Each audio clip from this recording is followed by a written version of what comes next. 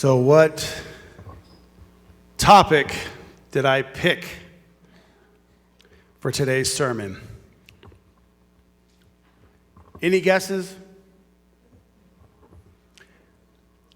No, service is boring. Come on. No, the Ten Commandments. Everyone's favorite. You heard me say last week about the Ten Commandments, and so as I mentioned last week about from here to here, how to make our head knowledge affect our heart. So, what is the first commandment? I should have no strange gods before me, right? No gods. My favorite line from one of my students was, no gods. I'll give you that one. The reason why I always start off with the Ten Commandments is because most of us already know who Jesus is, who come to Mass.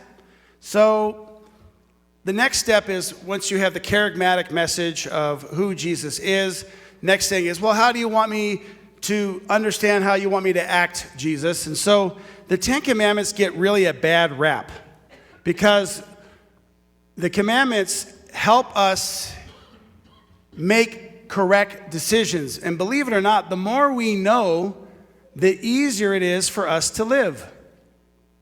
Now, quick story, when I was working in a daycare way before I entered the seminary, I played this guy in chess. Beat me every single day during the summer. Humiliated me. Checkmate. But once I started learning how to play chess, of course, it was the very last day of the summer that I finally beat him. I was so excited because I learned the rules and the moves and the strategy of chess. So the more I learned, the more freedom I had.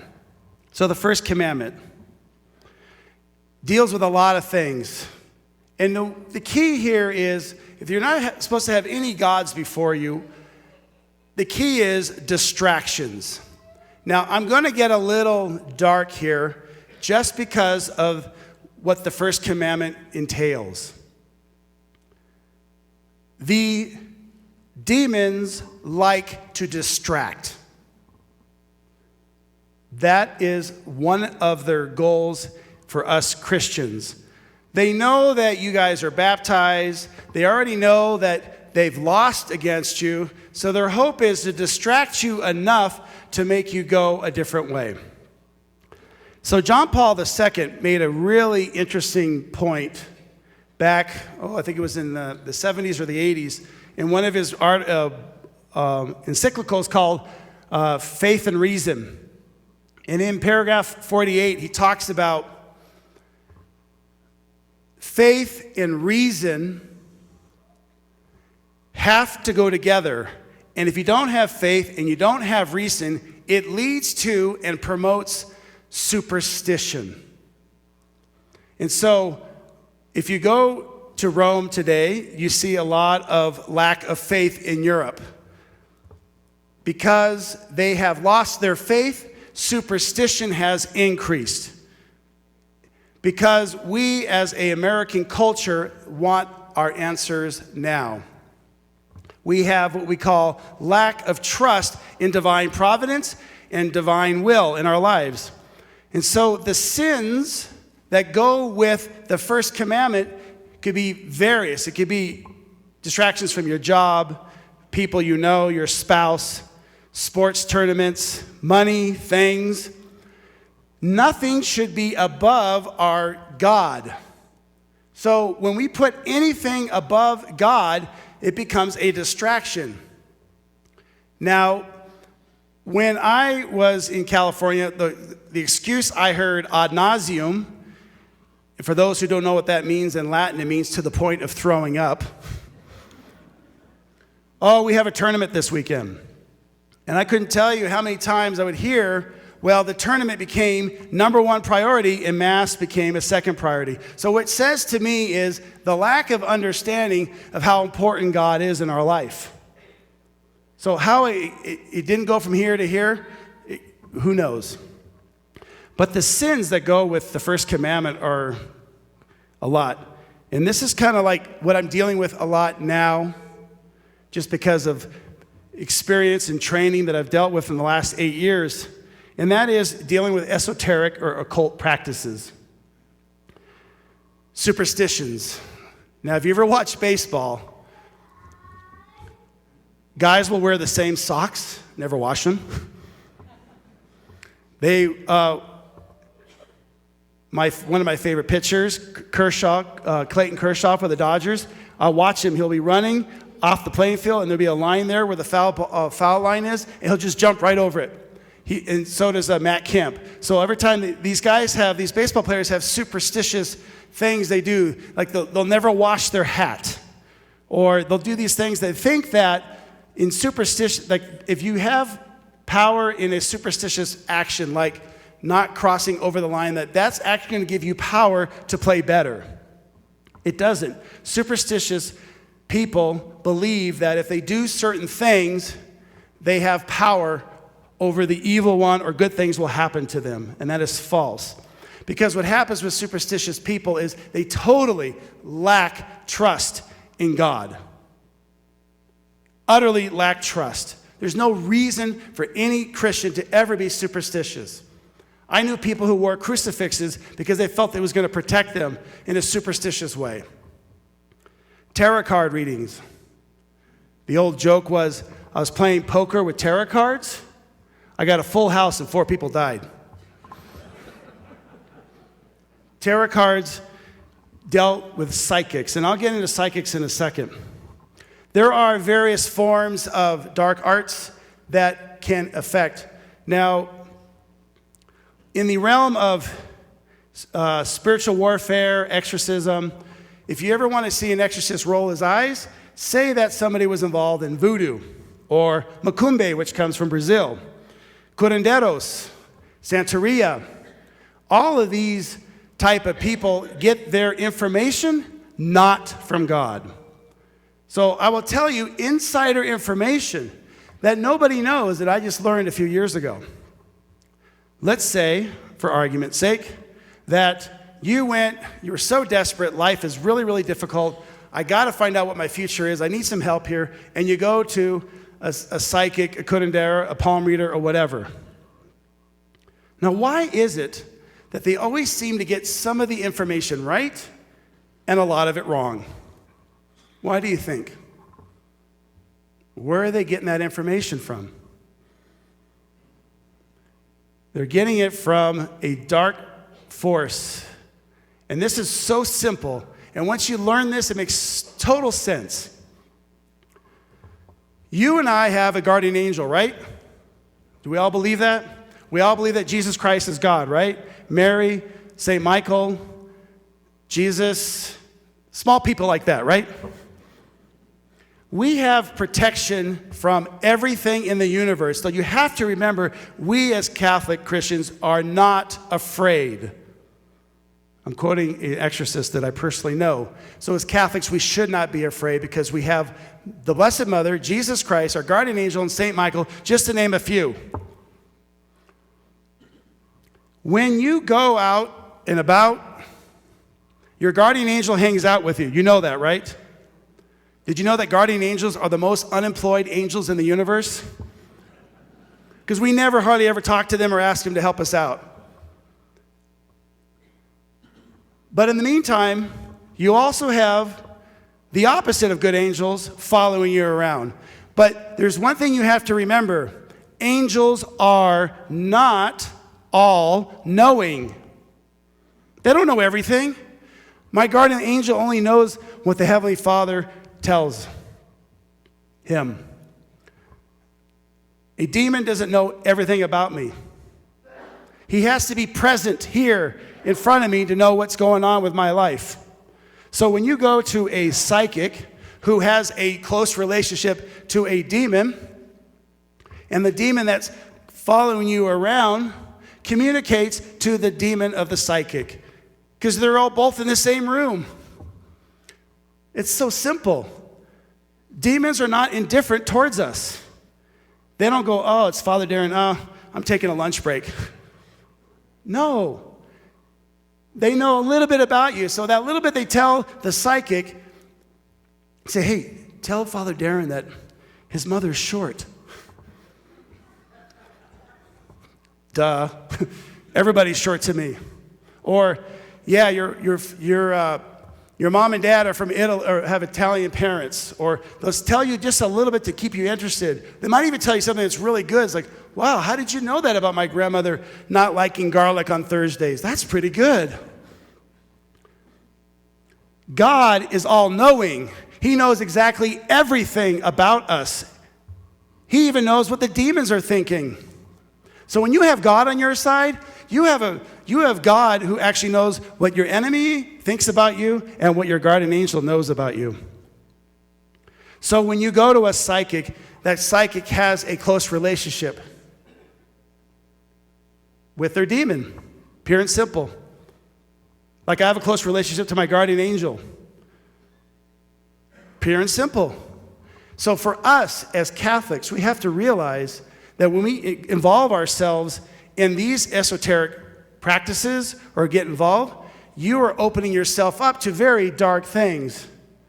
Now, I won't go into detail of the stuff I've heard, but it would behoove you, if you know anybody who's been involved in this stuff, tell them to get to confession yesterday.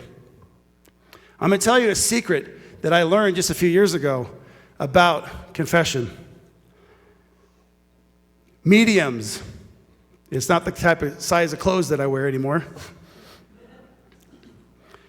Got to be careful of them. Channelers. The Ouija board. Number one way to get a lot of demonic activity in your life is to play with the Ouija board. And if you played with the Ouija board years ago, I highly recommend you confess that if you haven't already, because you probably were, maybe you walked into the room and somebody was playing with it and you were standing there. Because sometimes, not that people get possessed, because that's very, very, very, very rare, but demons like to hang out with people and kind of bother them for like their whole life. And so it's very important to spiritually rid ourselves of that. So when you're in confession, if there's anything that's attached to me, I want that away from me. Horoscopes. I looked at my horoscope a couple months ago for another person, just for fun. Hey, that says me. So I'm quote unquote a Capricorn. So when I looked at Virgo or Leo or Tyrone, whatever it was, it's every time you look at a horoscope, it all pertains to everybody. Ever notice that? It's because that's how the demons they want you to think that they know about you, and they really don't. They only know a little bit about you. Only God knows fully what we are about. The cults, there's a lot of cults out there. You got to be very careful because cults have a tendency to take away our freedom. And the devils like to take away our freedom and our freedom of choice. But God is the opposite. He gives us complete freedom and free choice. So you always have to, first thing I listen to is like, does a person have freedom? Is the person being suffocated? If the answer is yes, that's not from God. So, going to confession. I did an interview with an exorcist from Madrid, Father Fortea. And he said something that just changed my priesthood forever. He says, did you know that the absolution prayer of a priest is 100 times more powerful than the rite of exorcism? Who did not know that? Raise their hand. Yeah, join my club. And the reason why is the sacrament of confession is far superior in grace and helpfulness in healing than the sacramental of a blessing, what we call the rite of exorcism. So now what I do in confession, if somebody has a habitual sin or they were involved in esoteric practices or done something like that, I ask them to renounce that 3 times in confession. And the reason why it's 3 times, because you show authority over that demonic attachment and it has to go bye-bye. Because you have freedom. You freely get to choose. And once you say, I want you out, and the priest gives you absolution, they got to go. Another way to combat evil is truth. Once you give them the truth, they have to leave. So when you go to confession next time, hopefully soon, keep us busy on Saturday, look at your life, look at anything you see as that could be an attachment and renounce it. I can't tell you how many times I have done this and how many people said, man, I felt something leave. I just felt this freedom. I got this joy in me now. So when you look at the First Commandment and it says, thou shalt have no other gods before me, all of us are guilty of lacking trust in God. We're all guilty. But at the next level, dealing with the esoteric and these occult practices, people that you know, you might even be guilty of that. You need to renounce that in confession. Because when you do that, you open yourself up to God's grace. And those negative attachments go bye-bye. So the First Commandment really is very important, because in our culture today, it's so secular now that they're trying to live life without God. And the First Commandment is the reason why we have so many problems in our world today, is because people don't believe in God and don't follow his ways. And the demons are having a great opportunity here in fertile ground of just trying to go in and cause much havoc as possible. So you know a lot of people. You could tell people to go on the internet and watch this, because it's very important for people to realize that they have to renounce this. Renounce all these practices. Because the lie is that you are trapped. That once you do these sins, you can't get out. And that's actually a lie. And the reason why I decided to be more proactive in understanding this information and telling people about it is because I didn't want the people that I served to be in ignorance and in fear. I wanted them to understand joy, love, and freedom in God. A famous American exorcist, Father Gary Thomas, said publicly at a conference just a few weeks ago, said that I'm an exorcist and I do not fear the devil. It's because when I've done exorcisms, I hear the devil scream, cry, saying, leave me alone, leave me alone. It's because he has Jesus, Mary, and the saints and his guardian angel, and he relies on them. I'd never seen such confidence for an exorcist before. And if an exorcist is not afraid, why should we? This stuff is very real. And it's going on all over the place. And if we don't start praying to end this type of activity in our community and out throughout the world, it's just going to run amok. The demons are not indifferent. They don't like us. The word is they hate Christians. We have a mutual understanding, the demons and I. They hate me, I can't stand them. And I pray to my guardian angel every single day. St. Michael every single day. Because I have a healthy respect for their ability to cause havoc in my life. And so we too need to understand that.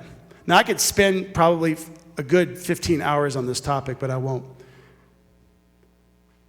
What's important is, with the sins of the First Commandment, do not allow yourself to be distracted, and don't allow yourselves to have God as second in your priority. Even people who go to church on Sunday, they have subtleties on how they get distracted. Pay attention to those distractions, because those are very important, because sometimes they're very subtle. It could be 1,000 phone calls. Prayer life is very important. God should be number one. I have a friend of mine, goes to Mass every single day since he was 16 years old. He's already in his 40s. He plans his day on what time he's going to Mass. So if he has a meeting in the morning, he goes to Mass in the afternoon, or vice versa. That is what I'm talking about as God as a priority. So don't live in fear. I can see it on your faces. Don't live in fear. We have the awesomest God. We have the best relationship in the universe, and we have all the protection we need. All we have to do is ask for it. Your guardian angel right now is like going, finally somebody tells that I exist. I'm not kidding you. It's true. Guardian angels are the least employed angels in the universe. You should be talking to them every day. Whatever you do, do not ask their name. Just call them he or she, but don't give them a name. Just say, guardian angel, I know you're there. Sometimes I talk to my guardian angel and he talks back. Just kidding. I'm not schizophrenic. But it's important that you actually, when you're driving or whatever, you have that, you converse with them. Because they see everything that you can't. So, Blessed Mother, Jesus, Saint Michael, your guardian angel, the sacrament of confession, the Eucharist, you have everything to put God first in your life. Take advantage of that and know that we as Christians should never be afraid.